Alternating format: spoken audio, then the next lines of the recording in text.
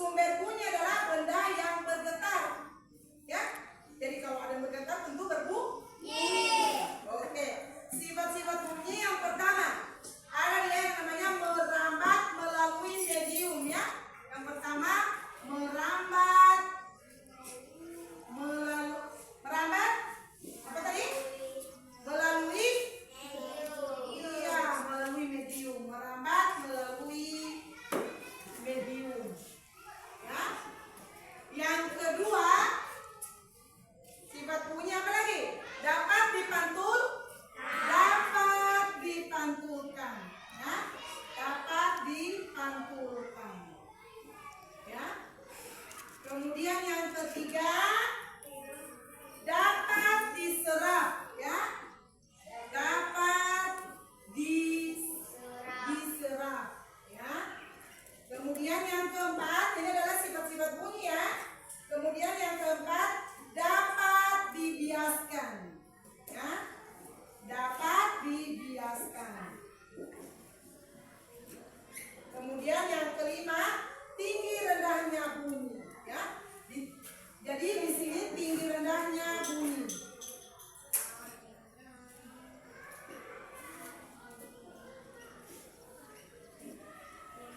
Tinggi rendahnya bunyi, ya.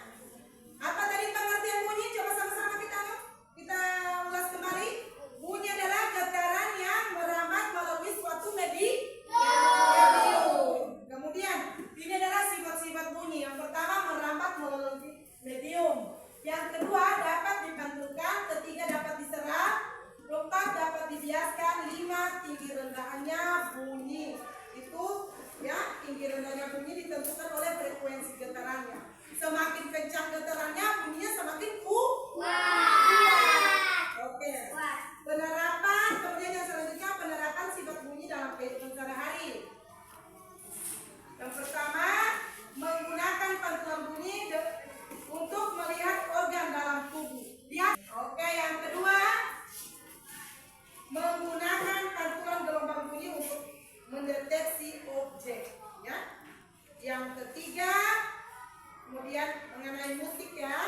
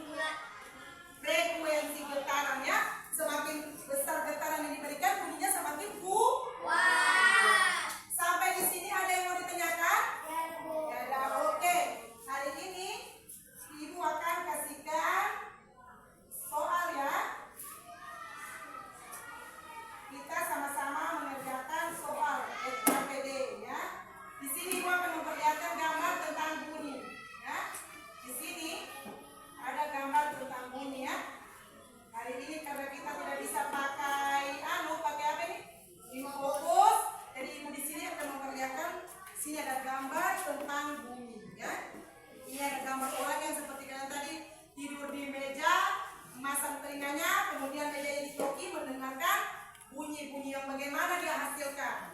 Kemudian begitu juga pada gelas yang diisi air tadi. Oke. Selanjutnya kita akan mengerjakan LKPD ya.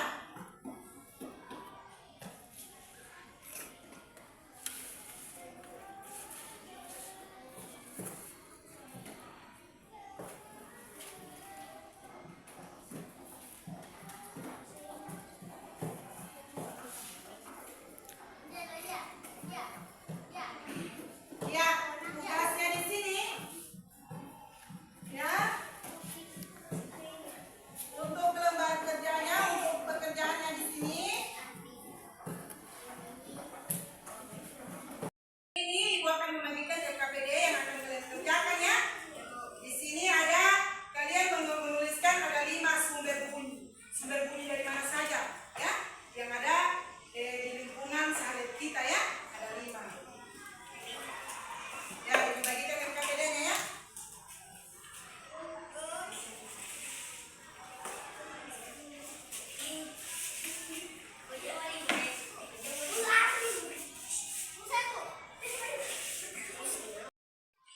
Ya, kemudian setelah kita belajar tadi, Ibu sudah bagikan LKPD-nya. Sekarang ada soal yang Ibu akan tuliskan di sini dan kalian bisa menjawab di buku PR-nya ya, di buku tugasnya ya. Yang pertama, jelaskan tadi apa yang dimaksud dengan bunyi. Perhatikan ke sini hanya. Jelaskan apa yang dimaksud dengan bunyi ya.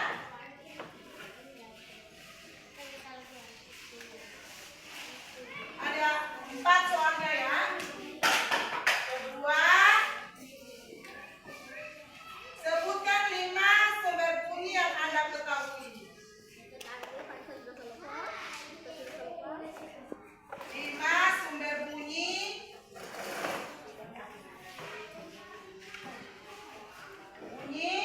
yang Anda ketahui, yang kalian ketahui ya. Terus yang ketiga, bagaimana cara membuktikan bahwa bunyi dapat melambat melalui zat padat ya. Bagaimana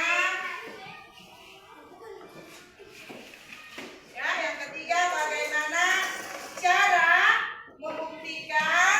Perhatikan ke sini. Ya, yang keempat, mengapa bunyi yang dihasilkan oleh gelas berisi air terdengar lebih pelan ya.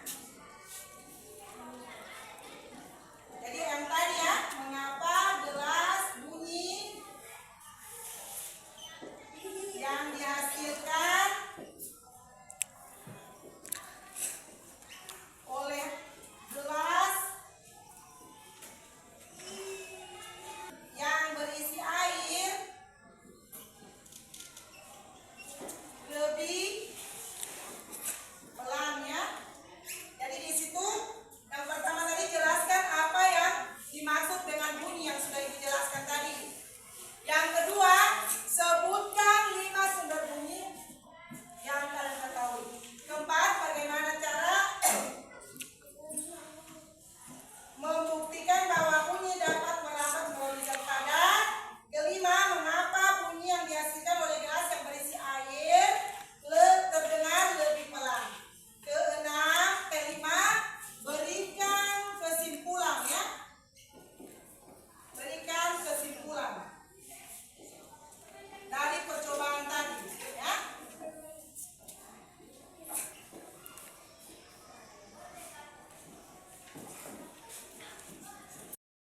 Tunggu sini.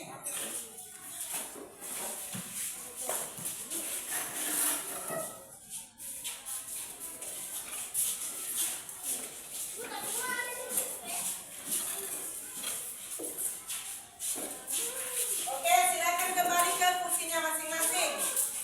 Silakan kembali ke kursinya masing-masing ya. Ya.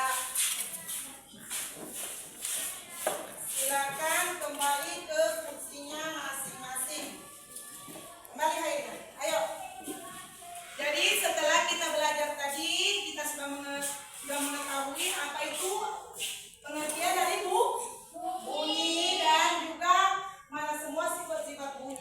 lagi.